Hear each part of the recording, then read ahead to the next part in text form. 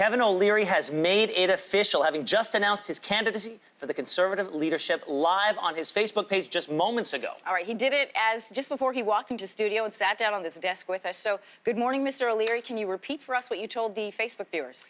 Well, I've started this journey really on social media about a year ago.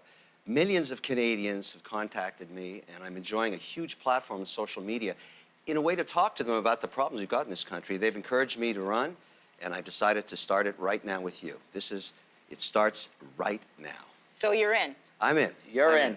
Now, I'm all in. You're all in. Now, you referenced social media. You were on social media last night live tweeting during the French language debate. I was. You threw in some words like mes amis, à demain. How are your French lessons going? You know, I'm trying to immerse myself in the language because it's important. I was born in Montreal. In fact, till I was 7 years old, I was conversing in it, according to my parents. It's coming back. You know, people say, you don't speak French. C'est pas vrai. Mon français devient mieux chaque jour. So I look at it and say, I've just got to get my game back. It's important to do it. And the best for me is to actually work with people in business and ask them to speak French with me, which is what I've been doing every morning. All right, this is a bit of a change from what we heard from you last year. Last year, you said you thought Quebecers would give you a pass on this language issue. Now, you know, you said that you are taking lessons. You've given us a sample both last night here on the air, and that you'll be ready. You've promised in time to debate Justin Trudeau. So you've committed to being fully bilingual. Yes, and my stepfather is very happy because he lives in Geneva, Switzerland. He's always said, you have to speak French here, too. I have to speak French in Canada as well. And what really convinced me was when I went and met with the Conservative Caucus of Quebec, and they reminded me where I came from and how important it is to capture that culture and understand the differences we have in Canada and respect the language above all. They're the reason I'm doing it. Takes a lot to change the mind of Kevin O'Leary. No, but it's the right thing to do. It's the right thing to do. And, you know, I have a plan here. I've got to go and I've got to get rid of Justin Trudeau. He's destroying our country. That's how I feel. You know, I think he misinterpreted his mandate in a horrible way. Going into debt, $1.5 trillion, means that every young person in this country is going to pay for debt and interest on money spent long before their time. It's so unfair. It's so wrong. I can't let that happen. So let's go back to what you were saying on social media last night, but the substance of it, because on Twitter you criticized the other candidates for not talking about job creation. So tell us here, what's your plan for job creation? The whole thing is to understand that we have to be competitive as a country. Now, obviously, it was a big surprise when Donald Trump got elected in the U.S. He's changed all the rules with our largest trading partner. I would have expected that Justin Trudeau would have waited to find out what the policies were going to be just 17 miles south of the border and then pivot and make Canada competitive on taxes, on regulations, on all kinds of issues that Trump has already announced he's going to change in a matter of weeks. He didn't do that. He just kept charging through, raising taxes and implementing carbon taxes, making it very uncompetitive for companies in Ontario and Alberta to compete with the U.S. That's a big mistake, and it shows that he doesn't understand what the driving force is of Canada. It's jobs. We can't provide all the things we promise in education, in healthcare, in the military, unless we have growth in our economy and it's ground to a halt. Well, that's what you think he didn't do. What are you going to do? First thing I'm going to do is make sure that we can look at the big issues. We have to grow jobs here and get the economy growing at 3%. In order to do that, we've got to strip away all these carbon taxes and replace it with a more efficient way of reducing emissions. I've been doing that my whole life. I'm one of the first graduates in environmental studies under Sally Lerner back in 1977. This is before anybody talked about climate change. There's a better way to do that. Number two, our taxes have to be competitive with the U.S. I'm not saying we have to have lower taxes. We need competitive taxes. And the other issue is the regulatory environment is stifling our growth. There's $129 billion of projects in Canada that are not moving forward because we were over-regulated or we're not allowing them to proceed. That is $8 billion worth of job income each year that's being squandered. This is poor management at Justin's level. And Morneau is a huge disappointment. He's told young Canadians that he was going to come in and balance the budget in 2019, and we were only going to go $10 billion in deficit. He's now saying we're going $1.5 trillion in deficit. It's so big. Just think about how huge that is. There's only 36 million Canadians. That buries every one of them $40,000 in debt. They'll never pay back. That's crazy. I can't let that happen. Mr. O'Leary, they say that the internet never forgets, and it makes our jobs easier. In August, in an interview in Toronto Life, you were quoted as saying, "I don't give a damn about the party," referencing the Conservatives. They're losers. The Conservative brand means nothing. So the question is, are you running for the right party? Yes, I am. You know, let's put some reality around this. I have been a commentator on television for over a decade. Both of you know that. We've all worked together. I've said many different things, particularly with Amanda Lang, a woman I really respect. I don't agree with anything she says. And during those years, there's 10,000 hours of things that I've said. I expect all of them to get regurgitated. They don't mean anything. They're not policy. Guys, this is the real deal. This is about Canada. I don't care what I said 10 years ago. What matters is how are we going to fix this country?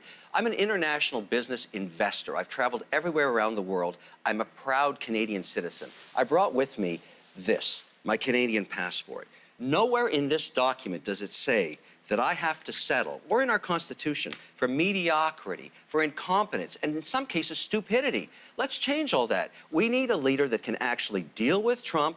We need a leader in the Conservative Party that can beat Trudeau, and that means I have to expand the base of the Conservative Party. 18 to 35-year-olds, those are the people I'm going after. Those are the people that voted for Justin that are so disappointed they're still in their parents' basements looking at the ceiling, no jobs. I'm going to win them all back to the Conservative Party because that's my army of entrepreneurs. That's who know me from Dragon's Den and Shark Tank. That's a very important attribute. I'll just talk to them about what our plan is going to be.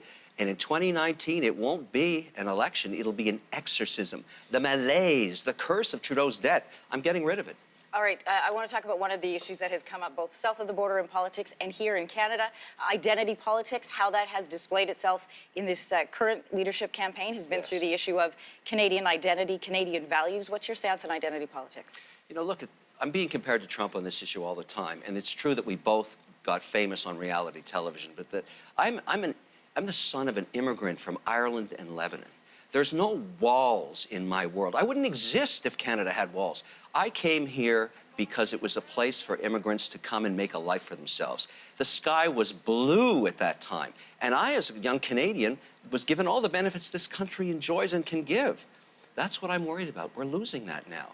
It's slipping through the fingers of people that, you know, they don't have the same opportunity I have. They never will. You can't bury a 23-year-old in debt for the rest of his life, her life, and their children's lives, and their children's lives. That's not fair to Canada. I got to stop it.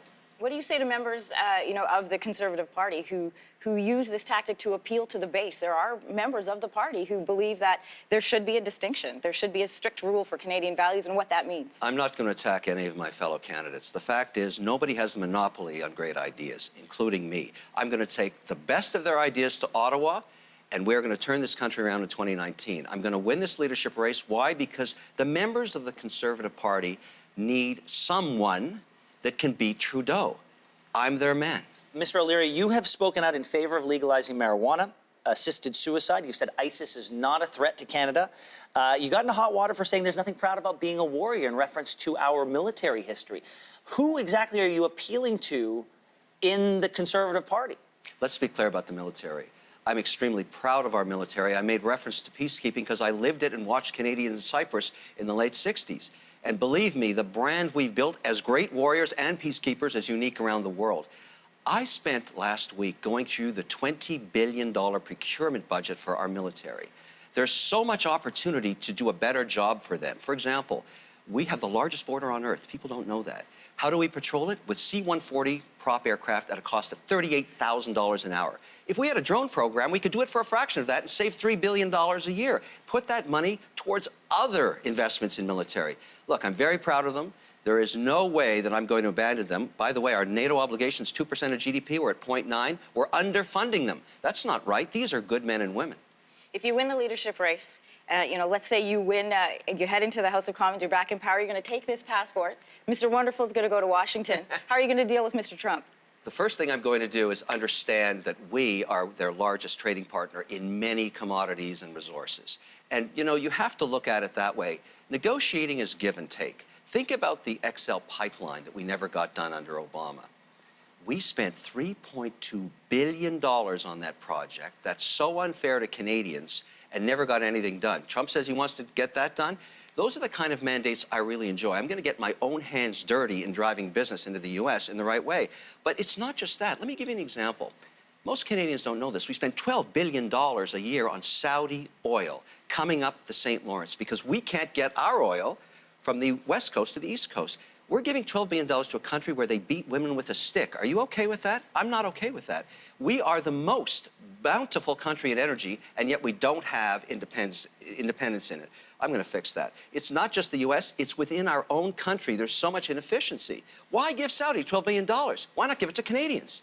Well, Mr. O'Leary, thank you so much for being here today. Thank you for sharing this announcement with us. We wish you the best of luck. Thank you very much. And with that, the leadership roster is complete. You can check out our interview with Kevin O'Leary again and with every other Conservative leadership candidate on our website, yourmorning.ca. The party will elect its new leader May 27th.